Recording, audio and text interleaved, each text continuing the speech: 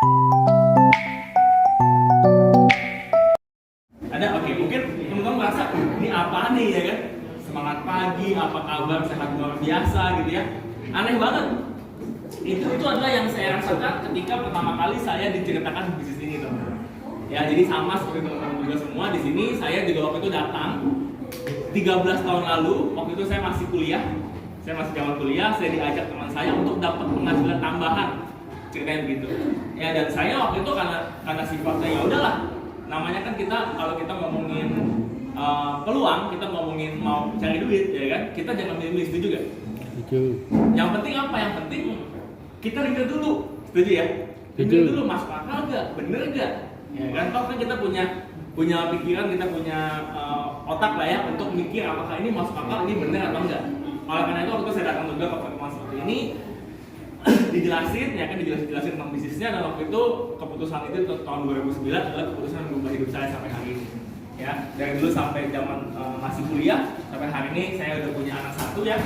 Jadi saya itu di bisnis ini dari zaman saya masih unyu ya, masih lucu ya, masih umur 23 tahun, berarti saya 36 tahun ini, umur 23 tahun masih kuliah, sampai hari ini umur 36 anaknya sudah satu.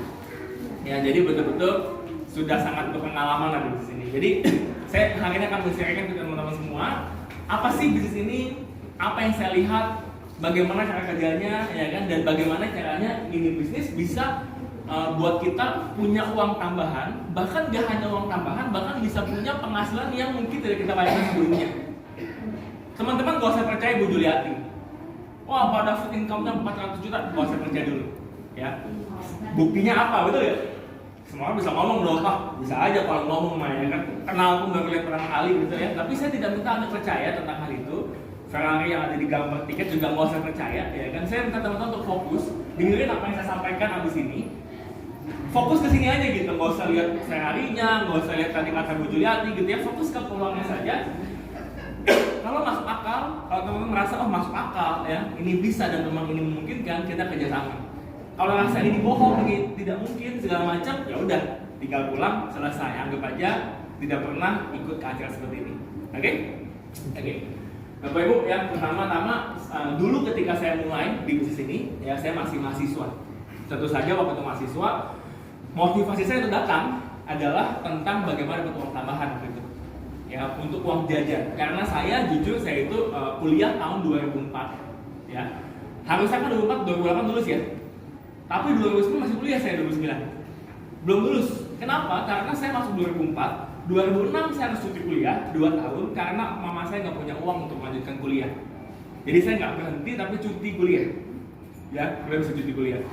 Dan dari 2006 sampai 2008 itu saya mencari pekerjaan. Jadi saya kerja sebagai di Starbucks, saya kerja sebagai WO, wedding organizer, sebagai event organizer, saya kerja di Dufan, saya ngajar les, saya ngajar kumon.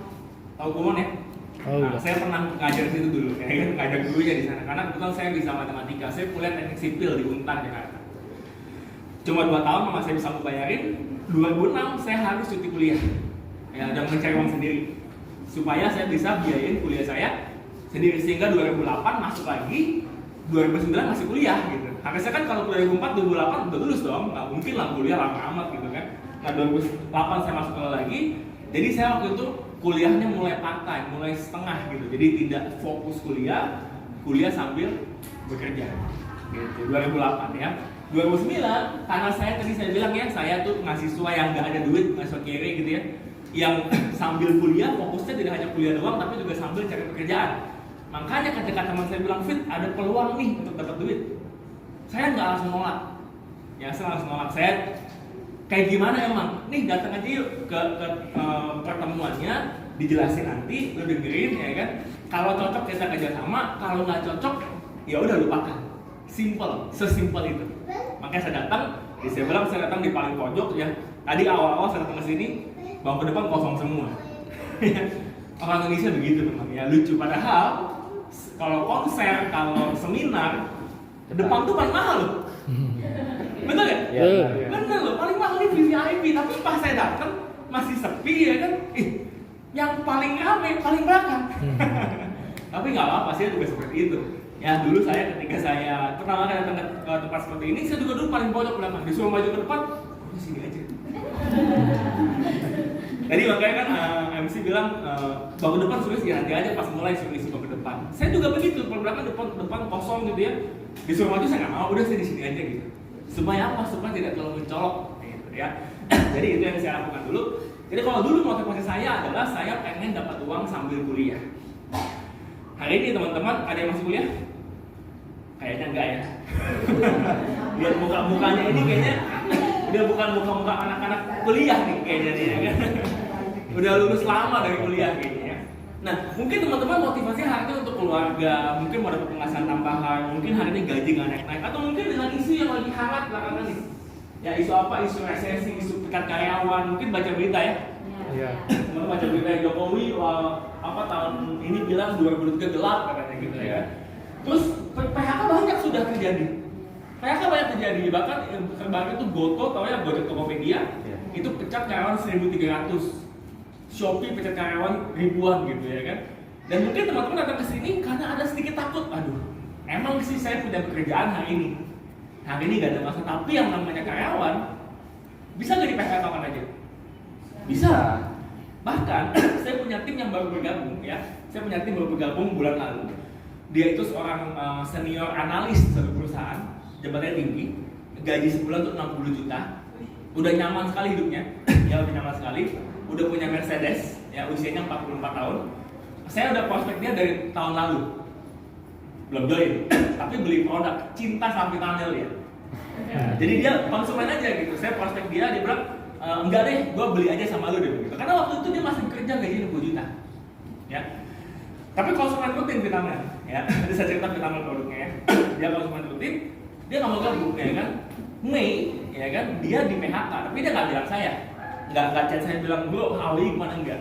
Tiba-tiba 2 bulan lalu, ini kan bulan 11, saya bulan 9, saya ingat dia. Saya chat dia lagi, bro apa kabar? Saya bilang gitu kan. Yuk ketemu yuk ngopi-ngopi gitu, karena saya emang sering seperti itu. Walaupun dia udah saya jelasin dan menolak bisnisnya, ya nggak apa-apa gitu ya kan. Kita kan nggak jadi musuh tuh ya. Kalau saya ajak bapak atau ajak ibu bisnis saya, terus bapak nggak mau, berarti apa kita musuh? Ya enggak lah gitu ya kan. Yang ditolak kan bisnisnya, bukan saya, betul ya. Nah sama juga saya dengan teman saya itu ya kan. Saya bilang, saya ada waktu kebetulan saya chat dia. Ketemu yuk, saya bilang gitu. Oh boleh, semangat ya ketemu gitu ya kan. Saya juga bingung, biasanya dia sibuk gitu. Pas ketemu ngopi-ngopi, dia bilang, gua habis PHK terus. Hah? Di PHK? Kenapa? Saya bilang gitu kan. Emang kenapa perusahaan lu? Gak kenapa-napa dia bilang, politik perusahaan.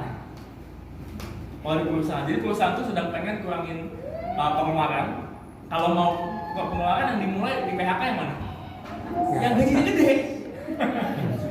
Yang gaji gede dan tidak ada relasi dengan bos. Kalau ada relasi mungkin family atau apa, mungkin nggak bakal di PHK duluan ya. Yang duluan itu yang tanda kutip orang asing, ya kan? Dan gajinya tinggi gitu. Dia di PHK gitu ya kan, dan bahkan dia disuruh resign, dia bikin nggak nyaman. Kan kalau PHK kan harusnya dapat sama sekian puluh gaji. Dia tawarin, jadi dia cerita lah politiknya, saya baru tahu gitu kan. Jujur saya nggak pernah bekerja. Saya dari kuliah langsung di sini dan puji Tuhan ya, alhamdulillah saya 2009 join, 2011 saya sudah mencapai income puluhan juta. Jadi saya nggak sempat mencicipi dunia pekerjaan. Dia cerita sama saya dunia pekerjaan, saya bilang gila, sadis banget. Jadi dia tiba-tiba diajak meeting sama bosnya, ya atasan dia diajak ketemu ke kantor, dia bilang gini, kamu mau resign nggak? Kamu mau resign atau saya pindahkan jabatan? Kenapa gitu? Enggak, diceritalah perusahaan ini sedang mau penyempitan ikat-ikat pinggang gitu kayak gitu. Nggak ada masalah, sedang bagus ya, tapi mau besarin penghasilan gitu, mau besarin profit ya kan. Kamu resign, nih kamu tulis mau berapa angkanya. Jadi dikasih duit cuma bukan sebesar pesangon. Kalau pesangon itu gede banget kan, sekian puluh kali gitu. Bayangin kalau 60 juta sekali 20 atau 2 miliar gitu. Dibilang kamu mau berapa kali, jadi kamu resign kita akan kasih, tapi nggak sebesar pesangon. Oh dia nggak mau sempat melawan, akhirnya pindah jabatan, akhirnya dia ngalah karena nggak enak kan. Jadi ibarat tuh dia pekerjaannya misalnya mancing gitu ya, tapi disuruh nyapu. Kan nggak enak kan, bener ya? Jadi dibikin nggak nyaman, akhirnya dia terima tawarannya. Dia dapat 10 kali gaji. Jadi harusnya saya lupa lah aturannya berapa, tapi dapat 10 kali gaji untuk dia resign. Dia dapat 600 jutaan, terus kayak gitu dia resign, ya kan? Dipaksa resign. Jadi pas ketemu saya tuh dia bilang begitu. Tapi gue bersyukur juga dia bilang gitu. Karena begitu gue di PHK, gue resign, gue punya tabungan, ya kan, tabungan ini bisa lunasin mobil, lunasin rumah, tapi nggak ada hutang lagi, tapi nggak ada penghasilan juga, dia bilang gitu. Ya kan? Terus dia bilang pas banget pas gue lagi mau nyari pekerjaan dan dia umur 44 tahun, dia bilang dia sudah apply ke 200-an perusahaan, yang balas cuma 5 perusahaan. Kenapa? Bukan dia nggak pinter, cuma gaji kegedean. 60 juta kan minimal sama dong. Dan kedua umur 44 tahun, yang nggak tua-tua amat loh pada 44, betul ya? Tapi banyak yang 20-an yang masih fresh, seger buger, gaji nggak gede, pinter juga gitu. Ya kan? Sebagai bos pasti pilih yang itu kan, dia bilang gitu. Jadi saya susah banget fit nyari pekerjaan, dia bilang gitu. Pas lu chat, makanya gue langsung mau, dia bilang gitu. Coba ulang lagi dong bilangin hal itu. Waktu itu jujur gue nggak terlalu dengerin, dia bilang gitu. Nggak terlalu nyimak, karena ya wajar lah ya, karena dia sedang ibarat di atas lah ya. 60 juta per bulan gaji loh, belum tunjangan dan belum bonus. Sehingga naiknya Mercedes, jadi pas ketemu saya naik Mercy, ya kan? Mantep banget kan saya bilang gitu kan. Terus saya jelasin ulang bisnisnya, akhirnya ada yang join ya. Mungkin teman-teman datang ke sini dengan motivasi tadi saya bilang. Mungkin ada rasa khawatir ada PHK atau resesi global atau ya macam-macam lah terjadi, betul ya? Atau mungkin di sini yang ibu-ibu datang, mungkin selama ini suaminya sudah bekerja. Ya, ada duit, ada penghasilan, bukan yang nggak ada, bukan sampai minus nggak bisa makan gitu enggak. Tapi merasa gaji suaminya udah lama nggak ada gaji, coba ada kayak gitu. Ini kan kita habis badai pandemi ya, 2 tahun badai pandemi, ini juga belum juga beres nih ya kan, mungkin sebelum pandemi belum naik gaji. Jadi udah 3-4 tahun nggak naik gaji, ada kayak gitu kan. Ada kan nasib seperti itu, udah kerja 4 tahun terakhir belum naik gaji. Tapi bensin udah naik, gas udah naik, ya gas naik banyak ya. Saya waktu itu biasanya kan saya kalau beli gas, saya di rumah gitu ya, saya beli gas tuh 180.000 udah dapat, sekarang 200 lebih. Dulu saya kayaknya belanja kalau ke pasar gitu ya, ambil barang itu 300.000 udah dapat. Sekarang barang yang sama harus 400.000-an. Bagi ibu tahu nih pasti ya kan. Saya juga mengalami gitu seperti itu ya, dan ya naik gitu ya kan. Ini tidak bisa kita hindari. Tapi pengeluaran naik, penghasilan belum. Butuh apa? Tambahan. Uang tambahan. Nah makanya mungkin ketika diajak ke sini, ada peluang nih untuk mendapatkan uang tambahan, gitu ya kan. Mau nggak datang yuk, dengerin caranya gimana, kalau mau kita kerjasama dan lain-lain. Mungkin teman-teman datang karena hal itu. Ya, ketika kita mengalami resesi atau apa kita lakukan? 1, punya dana darurat. 2, hemat pengeluaran misalnya gitu ya. 3, kurangi hutang. Nah, teman-teman, 1, 2, 3 ini banyak orang ketika berpikir menyiapkan dana darurat. Lah, Pak, kita buat makan aja sudah pas.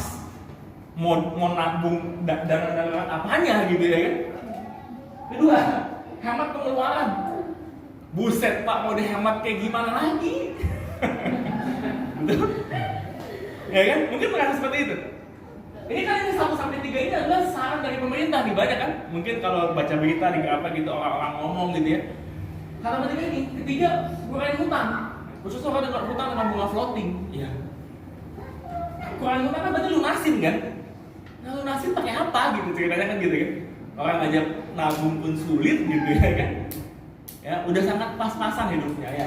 Berarti solusi satunya adalah yang keempat, menambah sumber penghasilan dengan bangun bisnis yang sustainable itu jangka panjang dan minim risiko. Itulah kenapa yang namanya bisnis online ya, bisnis online, jualan di online itu 3 tahun terakhir khususnya sejak pandemi 2020 itu berkembang luar biasa pesat. Betul? Betul. Ada nggak lihat temannya yang dulu nggak pernah jualan online tiba-tiba jualan online? Ada ya? Ya caranya sih asal-asalan gitu ya. Yang penting usaha lah dulu gitu ya kan. Tiba-tiba dia tawarin, dia posting di status, posting di story, dia broadcast, dia chat setiap hari gitu. Betul ya? Ada yang kayak gitu ya? Tadinya nggak jual pempek, tiba-tiba jual pempek. Ada yang kayak gitu ya? Kenapa begitu? Tadi saya bilang karena bisnis online ini adalah salah satu dari sedikit peluang yang bisa dikerjakan semua orang. Betul ya? Apalagi khususnya ibu-ibu. Dan kalau bapak-bapak yang sudah bekerja di kantor, pengen dapat uang tambahan lagi, gimana caranya? Kerja lagi, bisa nggak? Wah, 2 bulan aja level udah mulai masalah itu. Lo ya dong, kalau dia kerja 11 sampai 5, terus pulang istirahat 2 jam 7 sampai 10. Setiap hari kayak begitu. Ya 2 bulan check up ke rumah sakit coba. Levelnya kena itu. Nggak lama matanya kuning, ya kurus badannya gitu ya kan. Kenapa? Karena kalau kerja full time udah satu aja nggak bisa 2, ya kan? Kalau 2, apalagi Sabtu Minggu dihajar lagi sama dia, nge-grab misalnya gitu ya. Waduh, luar biasa capek, betul ya? Makanya kalau mau tambah income, satu kerjaan juga bagi yang sudah bekerja adalah dengan bisnis online gitu, ya kan? Karena bisa dikerjakan di mana saja. Anda juga berkebiasaan untuk hidup dan bekerja di mana saja yang Anda suka gitu. Jadi betul-betul di rumah, bahkan saya selalu bicara gini ya. Bahkan jualan online itu kalau Anda lagi di toilet lagi agak sembelit sedikit gitu ya, tungguin kan di toilet, tungguin sebelum keluar itu bisa jualan loh sambil. Bener gak? Bahkan gitu, bukan ini bisnis jalankan sambil di toilet, enggak ya. Nah maksudnya sambil nunggu, kadang-kadang kan kalau yang agak keras gitu ya, jangan makan saat kan mungkin harus 15 menit gitu ya nungguinnya. Itu keburu buat posting dan chatting untuk jualan, keburu loh itu. Bahkan gitu ya, bahkan seperti itu. Dan ini ya jumlah penduduk Indonesia 275 juta jiwa dan sosmednya 170 juta. Artinya ini adalah suatu pasar yang sangat-sangat potensial. Inilah kenapa saya bilang ada banyak orang yang tiba-tiba mendadak online, khususnya di era pandemi. Walaupun tadi mungkin hasilnya belum seberapa karena tidak tahu caranya. Yang tadi saya bilang, betul ya? Tidak tahu caranya. Nah, ini ya, kenapa perusahaan bumi? Modalnya kecil. Kalau kita ngomongin bisnis online dibanding bisnis offline, modalnya jauh lebih kecil. Kalau kita ngomongin bisnis online, modalnya apa? Nah, HP. Ya, ini nih modalnya ya. Ini saya lagi dicas jadi nggak bisa angkat. Handphone kuota. Pertanyaan saya, sebelum datang ke sini, udah punya belum? Ya. Punya. Karyawannya siapa? Jempol. Ya, makanya jempol ini kalau karyawan kerja terlalu keras ya udah istirahat dulu, pijit dulu gitu ya kan. Ya, karena kalau bisnis offline itu modalnya besar, harus apa sama toko, stok produk, betul ya? Betul. Banyak karyawan, itu modalnya besar. Sedangkan bisnis online tidak, udah pada punya. Makanya saya suka bilang teman-teman saya gini, sayang banget kalau handphonenya smartphone tapi tidak digunakan buat cari toko, buat cari duit. Ibaratnya kamu punya ruko tapi nggak dipakai buat dagang, sayang. Sayang, Betul ya? betul. Punya ruko kok. Di rumah ada gerobak tapi nggak dipakai buat jualan, sayang nggak? Sayang sekali. Sayang, betul ya? Betul. Boleh aja sih, silahkan ya. Di ruko punya ruko didiemin ya boleh aja, tapi sayang. Sayang gitu. Kalau mau didiemin ya rumah aja gitu kan, nggak bisa jualan kalau rumah. Tapi kalau ruko pinggir jalan gitu ya, punya kios di mall nggak dipakai buat jualan, sayang nggak? Sayang, kayak gitulah kurang lebih kalau punya smartphone, punya kuota, tapi nggak dimanfaatkan untuk cari uang. Ya boleh aja sih kalau uangnya udah kebanyakan ya. Silahkan gitu ya, udah kebanyakan duit ya kan, punya ruko 13 nggak dipakai buat jualan, dikosongin aja boleh kan? Ya hak masing-masing lah ya namanya, kebanyakan duit. Tapi kalau butuh duit sedang punya ruko ya dimanfaatin lah buat cari uang, betul ya? Setuju ya? Betul, setuju. Modal kecil berarti resikonya kecil. Ya, resikonya kecil. Bahkan bisa dibilang hampir tidak ada resiko. Karena khususnya bisnis online HWI itu kita sistemnya itu dropship, modalnya itu, stoknya itu suka-suka. Jadi bukannya kita ada, kalau biasanya ya kalau kita bicara toko offline gitu ya, mungkin nggak stok suka-suka? Nggak bisa. Nggak mungkin. Anda keliling jualan bakso gitu ya, bakso gitu ya kan? Bang, mau satu baksonya? Wait. Oh iya.